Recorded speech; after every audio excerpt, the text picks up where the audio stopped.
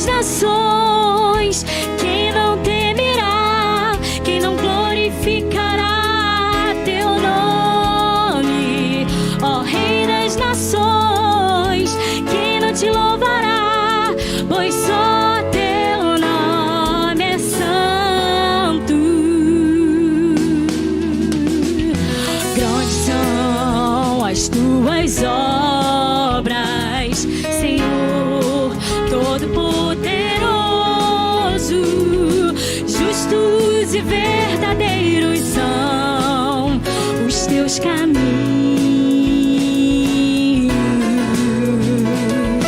Grandes são as tuas obras, Senhor Todo-Poderoso. Justos e verdadeiros são os teus caminhos. Ó Rei das nações, quem não temerá, quem não glorificará teu nome? Ó Rei das nações, quem não te louvará, pois só teu nome é santo. Ó Rei das nações, quem não temerá, quem não glorificará teu nome? Ó Rei das nações, quem não te louvará, pois só teu nome é santo. Todas as nações virão e adorarão diante de ti, pois os teus atos de justiça se fizeram manifestos.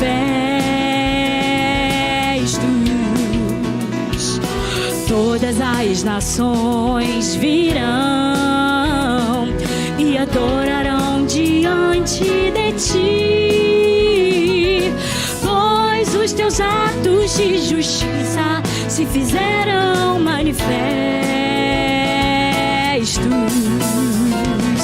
Ó Rei das nações, quem não temerá, quem não glorificará teu nome? Ó Rei das nações, quem não te louvará, pois só teu nome é santo. Ó Rei das nações, quem não temerá, quem não glorificará teu nome? Ó Rei das nações, quem não te louvará, pois só teu nome é santo.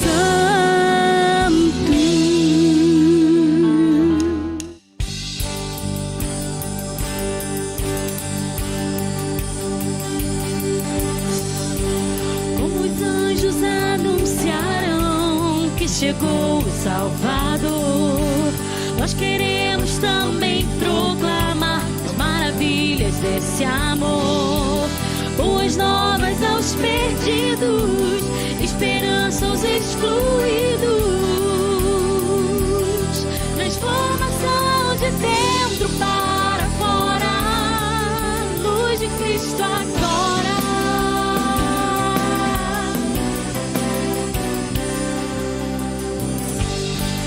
As correntes do pecado já não podem impedir.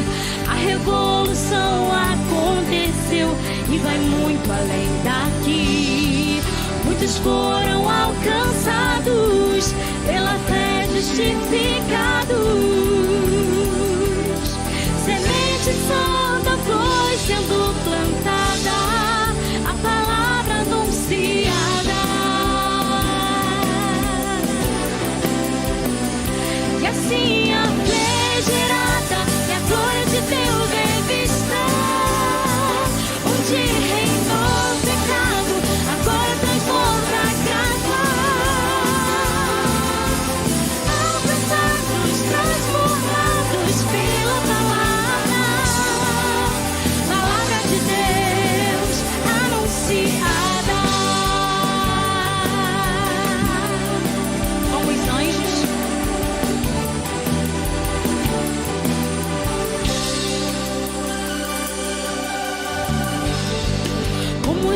anjos anunciarão que chegou o Salvador. Nós queremos também proclamar as maravilhas desse amor. Boas novas aos perdidos, esperança aos excluídos. Transformação de dentro para fora, brilha a luz de Cristo agora.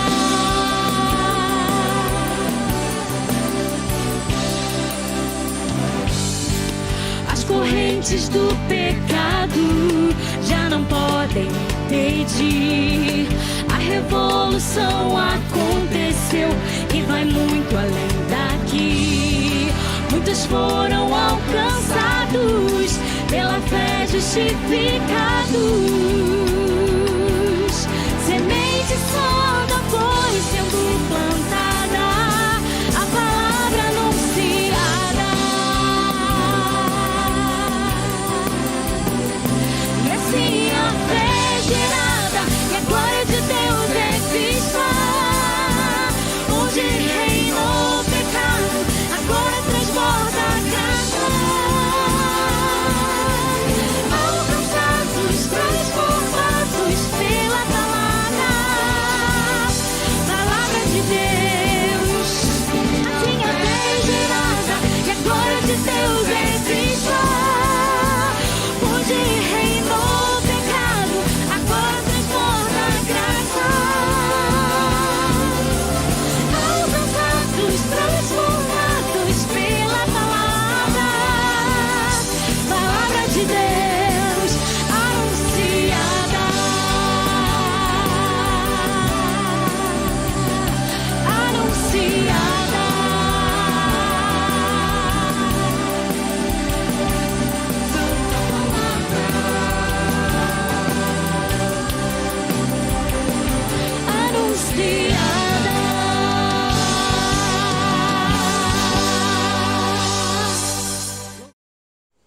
Olá, irmãos, tudo bem com vocês?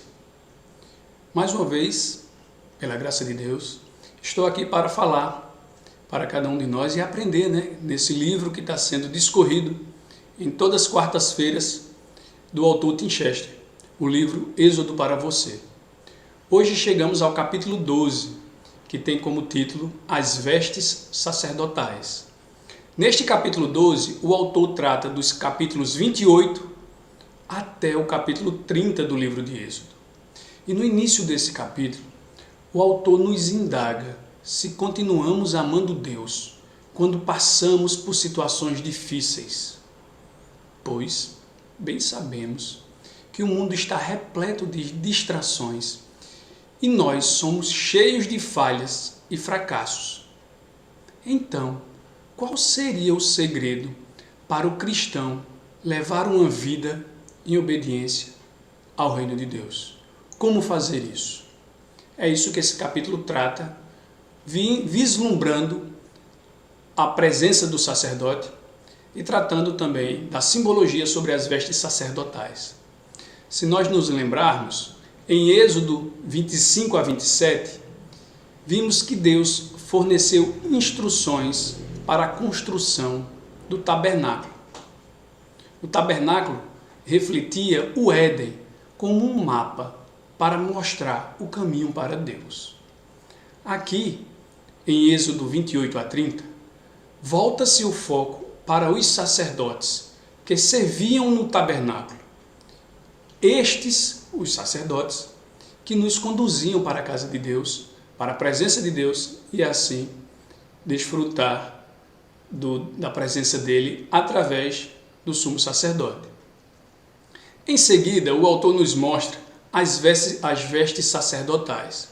E todo o capítulo 28 é dedicado a essas vestes que o sumo sacerdote utilizava. Em Êxodo 28, 2, Deus diz assim: para seu irmão Arão, faça vestes sagradas que lhe confiram dignidade e honra, como um uniforme que influencia a reação de quem o vê, dando autoridade a quem usa, no caso que era Arão. A dignidade e honra seria para que o sumo sacerdote na presença de Deus, pudesse se apresentar a Deus de forma digna e honrosa. E aí, em seguida, ele nos apresenta a simbologia dessa veste sacerdotal. Ele nos apresenta o colete sacerdotal, que tinha o propósito de levar os nomes dos filhos de Israel em seus ombros como um memorial, gravado em 2 pedras de cada lado dos seus ombros. Depois ele nos apresenta o peitoral, amarrado na parte da frente do colete, com 12 pedras costuradas em fileiras que representavam as tribos de Israel. Assim, toda vez que Arão entrasse no lugar santo, levava os filhos de Israel no seu peito como memorial. O peitoral era esse que guardava as pedras também de Urim e Tumim, que eram usadas para decisões conforme a vontade de Deus. O sacerdote, bem lembrando disso, carregava o povo para a presença de Deus, sem que o povo morresse, mas, pelo contrário, em favor do povo. Depois ele nos apresenta o manto sacerdotal, que refletia o Éden como enfeites de romãs nas bordas. Então, quando o templo substituiu o tabernáculo 400 anos depois, este também tinha 400 romãs decorativas. Está lá registrado em 1 Reis, no capítulo 7. Possuía também sino nas bordas para que fosse identificado e não morresse diante da presença de Deus. Ou seja, ele teria que ter sino nas suas bordas do manto sacerdotal, o sacerdote, para que este fizesse barulho e Deus o reconhecesse para que ele não morresse, mostrando ao povo que pecadores não poderiam comparecer diante de Deus sem um mediador. Depois ele nos apresenta o turbante, e este tinha uma placa de ouro com a expressão Santo ao Senhor. Ou seja, a presença de Deus só pode ser pela mediação do sacerdote, mesmo que fosse para ofertar. Depois ele ainda nos mostra a túnica, os cinturões e os gorros, que também eram para dar honra e dignidade ao sacerdote. E por fim, ele expressa as roupas de baixo, o calção que iria até a cintura e a coxa, semelhante a Êxodo 20 e 24, que deveriam ser usados quando este subisse os degraus dos altares, porque a nudez se tornou constrangedora diante do pecado que aconteceu no Éden. Neste capítulo, irmãos, a culpa do povo é transferida ao sacerdote. A gente pode ver isso em Êxodo 28 e 38. E depois, a culpa do sacerdote é transferida para os animais que morrem. E aí, nesse sentido, poderia ficar sem um fim. Mas em Êxodo 29 e 37, diz o seguinte: durante 7 dias, faça propiciação pelo altar, consagrando-o. Então o altar será santíssimo, e tudo que nele tocar será santo. Então, agora o pecado é tratado e a santidade flui em direção oposta, ou seja, o lugar se torna santo, o local inteiro, como no tabernáculo, e tudo que tocasse naquele altar se tornaria santo. O lugar interno do tabernáculo e o altar para o holocausto seriam ungidos com óleos sagrados, transmitindo santidade a tudo que o tocar. Ou seja, a santidade, como diz o autor, seria contagiosa, contagiaria aquilo que o tocasse. Mas a santidade também torna esse lugar perigoso para os que não são consagrados. Por isso, apenas o sacerdote poderia tocá-lo após ser consagrado. Aí poderia ser oferecidos os sacrifícios em favor do povo. O sacrifício, como bem nos lembra o autor, está bem descrito e relatado lá em Levíticos, no livro de Levítico, dos capítulos 1 ao capítulo 7. Nós não seríamos capazes, como os israelitas não foram também, de ir sozinho à casa de Deus para estar presente para Deus. Precisaríamos, como eles precisaram, de alguém para abrir os caminhos, ou seja, alguém que construísse uma ponte entre os homens e Deus. No tempo deles, que era o sacrifício, tinha Arão. No nosso tempo, eu tenho certeza que você sabe quem é, que faz a ponte entre nós e Deus. É dele mesmo que o autor se refere, é Jesus.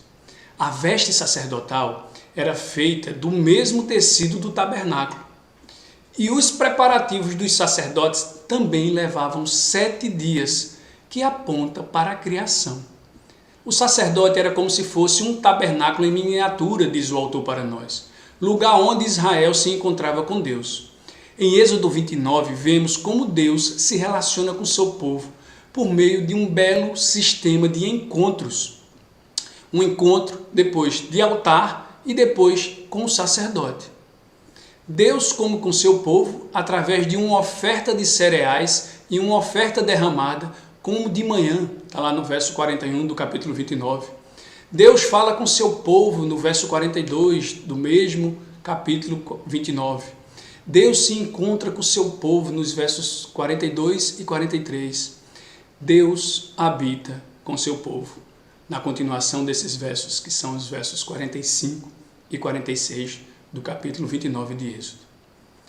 Em Êxodo 30, nos versos de 11 a 16, vemos como cada israelita deveria pagar ao Senhor um resgate por sua vida. Está lá no verso 12. Dito como um preço de expiação, um preço para a expiação dos pecados. Não sei se os irmãos se lembram, mas cada mês, quando Deus come conosco na ceia, Ele fala conosco ao lermos a Bíblia e através da pregação. Nós nos encontramos com Deus através da oração e Deus habita em nós, através do seu Espírito. Deus, irmãos, faz tudo por nós e para o mundo através de nós, ou seja, nós, iluminados pelo Espírito de Deus, iluminamos o mundo à vontade de Deus. É como ele mesmo diz em Mateus 5,16, assim brilhe a luz de vocês diante dos homens, para que vejam as suas boas obras e glorifiquem ao Pai de vocês que está nos céus. Ainda nesse capítulo 30 de Êxodo também, vemos uma descrição do altar para queimar o incenso. Está lá registrado em Êxodo 30, verso 1. Que na opinião de alguns representa a oração do povo de Deus. Pois em Apocalipse 5, no verso 8, e também no mesmo Apocalipse, no mesmo livro de Apocalipse, no capítulo 8, 3 e 4, são descritos como um incenso que sobe até Deus, ou seja, as orações seriam incensos que sobem até Deus. Mas aqui em Êxodo 30, é o altar de incenso onde Moisés é ordenado a colocar em frente ao véu que protege a arca da lei e da aliança, onde Deus se encontrava com ele. O altar de incenso cria uma nuvem de fumaça em um propósito exclusivo e perpétuo, como diz os versos de 7 a 10 de Êxodo 30. Como uma máquina de fazer nuvens é colocado em frente ao lugar santíssimo, envolvendo onde Deus se encontrava com Moisés, reproduzindo no tabernáculo a experiência que eles vivenciaram no Monte Sinai. Ou seja, o que aconteceu no Monte Sinai, trovões, raios, as nuvens descendo e a presença de Deus, acontecia rotineiramente, de forma simbólica, no tabernáculo. É o Sinai sendo inserido na arquitetura do tabernáculo. As cortinas do tabernáculo, com ganchos de ouro no altar e a base de prata, como está registrado em Êxodo 26, e o pátio com ganchos de prata no alto e bronze na base, como está registrado em Êxodo 27, de 9 a 11, e todo o tabernáculo feito em ouro, com o altar e a bacia no pátio, feito em bronze, mostrava uma transição do ouro para a prata, da prata para o bronze, representando 3 andares, como se fosse o pátio, o lugar santo e o lugar santíssimo. O pátio é a planície do Monte Sinai, onde os israelitas acamparam. O lugar santo é o monte onde o qual os anciãos ficaram, e o lugar santíssimo é o topo do Monte Sinai, onde Deus desceu para se encontrar com Moisés. Não sei se os irmãos perceberam, mas os calçados não são mencionados no traje sacerdotal. E é por isso que os sacerdotes permaneceram descalços, pois era solo sagrado. Olha a semelhança com o Monte Sinai. Como o tabernáculo, o Monte Sinai também tinha 3 áreas de santidade, que também eram crescentes. Apenas Moisés foi até o topo, como nós sabemos. Arão e os anciãos ficaram na encosta. E a terceira área era o pé do monte, onde o povo esperou. A transgressão dessas áreas resultaria em morte para quem transgredisse esse ambiente. Portanto, o altar de incenso cria uma nuvem de fumaça como as nuvens no Monte Sinai. O tabernáculo reproduz e perpetua a experiência do Monte Sinai. Lembram o que Deus diz em Êxodo 25, no verso 40? Tenha cuidado de fazê-lo segundo o modelo que lhe foi mostrado no monte. O autor de Hebreus, relatando essa passagem, em Hebreus 9, no verso 15, diz que nos mostra um resumo da arquitetura e da mobília do tabernáculo.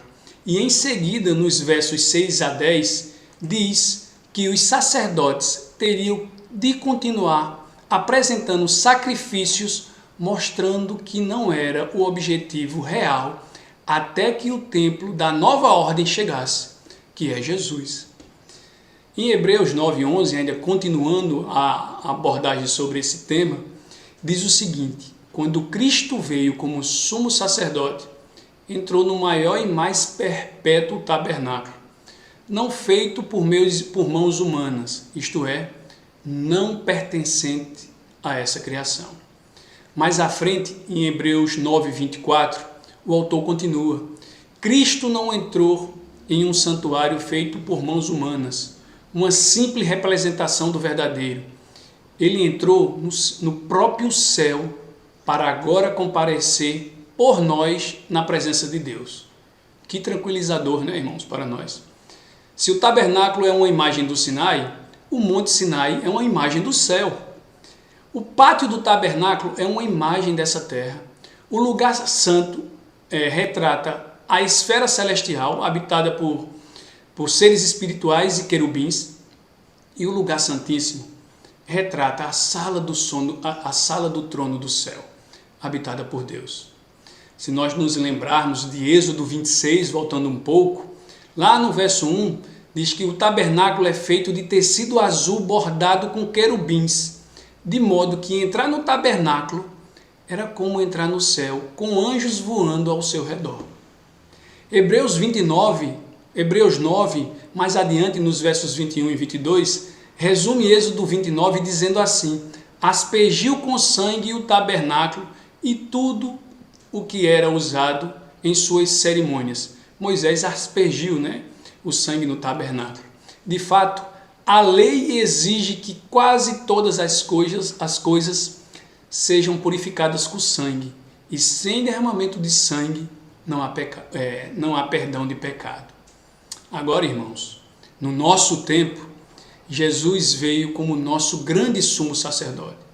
O autor de Hebreus 4, nos versos 14, no Hebreus 4:14, ele nos lembra que, diferente de todos os sumos sacerdotes anteriores a Jesus, ele mesmo, com seu próprio sangue, entrou no lugar santíssimo e assim obteve a redenção eterna para todos nós. Jesus é o próprio sacrifício. Apareceu na consumação dos tempos para vencer o pecado.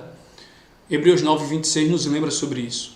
E em Êxodo 25:27, Jesus é o próprio tabernáculo. Agora, ele é o sacerdote do tabernáculo e também o próprio sacrifício oferecido pelo sacerdote. Ele é, na verdade, as 3 coisas e muito mais. Nós temos aprendido aqui em Êxodo que Jesus é o Cordeiro Pascal, o maná do deserto, a água da vida, a rocha que leva sobre si o nosso castigo, o mediador e a personificação da vontade de Deus. Imagem após outra, irmãos, tudo se concentra apenas em uma só pessoa, em Jesus. Tudo aponta para Ele. São necessárias todas essas imagens para expressar plenamente sua pessoa e sua obra. Nele, em Jesus, nós vemos a riqueza da graça de Deus acontecendo. Todas essas imagens se complementam e mostram a plenitude de Jesus. A Bíblia, como é conhecida, o tesouro de Cristo, nela encontramos joias da imagem de quem Cristo é para nós. Não foram pessoas astutas que perceberam o tabernáculo e os sacrifícios que constituem uma forma útil de interpretar a cruz, nos lembra o autor nessa passagem. O sacrifício de Cristo veio antes da fundação do mundo, antes dessas coisas acontecerem. Lá em 1 de Pedro nós vemos isso, em Apocalipse 13 também aprendemos sobre isso. Jesus é a raiz de Davi, Apocalipse 5:5, a raiz da Páscoa, a oferta pelo pecado, o bode expiatório, veio como um último, maior e absoluto Cordeiro Pascal. Tudo divinamente configurado para prefigurá-lo. Entender a morte de Jesus como sacrifício não é uma convenção humana, meus irmãos. É uma revelação divina, como diz o autor. Juntando tudo isso, Jesus é a pessoa do nosso sumo sacerdote. Ele é o nosso sumo sacerdote e se ofereceu como sacrifício. Por seu sangue entramos no céu, no lugar santíssimo, à presença de Deus. Jesus que morreu, Jesus que ressuscitou e subiu ao céu no meio das nuvens até o Pai. Moisés também subiu ao Monte Sinai através das nuvens até a presença de Deus. Em Êxodo 28, no verso 29, diz que toda vez que Arão entrasse no lugar santo, levará os nomes dos filhos de Israel sobre o seu coração no peitoral de decisões, como memorial permanente perante o Senhor. Então, em Jesus, na sua ascensão como nosso sumo sacerdote, ele que entrou no tabernáculo celeste por meio do seu sangue, quando ele entra na presença de Deus, de quem são os nomes que estão escritos no seu peitoral? O autor nos lembra, irmãos, que quando nosso Senhor Jesus Cristo estiver no céu, enquanto ele estiver lá, levará sobre o seu coração, sobre o seu peitoral, o nome dos filhos e das filhas de Deus como memorial diante de Deus. Era como se o meu nome e o seu nome estivesse ali. Quando Deus olha para Jesus, ele nos vê em Cristo. O autor nos lembra que se você é cristão, o seu nome está no céu, atado ao nome de Jesus. Jesus, irmãos, é o nosso memorial diante de Deus que garante a nossa segurança. Por isso, se você em algum momento tiver alguma dúvida da sua salvação, olhe para o céu. Veja o nosso sumo sacerdote ali, com o seu nome escrito sobre o seu coração. Jesus, mais uma vez lembrando, é o nosso memorial diante de Deus. Por isso, olhe para frente. Olhe para frente e mesmo sabendo que enfrentaremos dificuldades, muitos problemas e às vezes até dúvidas, além das várias dificuldades na sequência das nossas vidas, temos uma pessoa e uma certeza que não se abala, que não se deixa passar. E devemos ter certeza de uma coisa, que neste exato momento, Jesus está no céu e leva sobre ele o nome de todos os cristãos. Os crentes, irmãos, que já faleceram, nos lembra o autor, não são mais felizes que nós, ou não têm mais certeza do que nós. Apenas eles já desfrutam de Jesus agora, mas não estão mais seguros do que nós. Tanto eles como nós no futuro, estamos seguros porque Jesus garantiu isso para nós no céu. Por isso, a resposta para se manter firme durante uma longa vida dedicada ao reino de Deus, à obra de Cristo na igreja, é Ele, é Jesus. Se você é cristão, não se esqueça disso. Quando Jesus passou pelas nuvens e foi para o céu, o seu nome está escrito sobre o coração dele, pois para que fôssemos excluídos, Jesus deveria ser excluído. E isso não vai acontecer. E como diz o autor de Hebreus, no capítulo 4, nos versos 14 e 15, portanto, visto que temos um grande sumo sacerdote, que adentrou os céus, Jesus, o Filho de Deus, apeguemo-nos com toda a firmeza, a fé que professamos. Pois não temos um sumo sacerdote que não possa compadecer-se das nossas fraquezas, mas sim alguém que, como nós, passou por tudo e por toda tentação, porém sem pecar. É isso, meus irmãos. Que nós nos apeguemos com fé à firmeza do nosso sumo sacerdote, pois ele é a quem professamos. Ele que passou por tudo que você passa, passou ou passará, mas sem pecar. Ele é a nossa força, como diz as Escrituras. Ele é a nossa fortaleza. Ele é a porta para entrar até a presença de Deus. Porque é em Jesus que continuamos a nossa jornada. E é por Ele. E essa é a minha oração, encerrando esse capítulo. Que você e eu possamos confiar e seguir Jesus para que a nossa jornada, chamada santificação, seja na certeza de quem nos levou à presença de Deus. Ele, o sumo sacerdote, Jesus Cristo. Que Deus te abençoe, meu irmão, e que nós possamos nos encontrar em outra oportunidade. Fiquem com Deus e boa noite.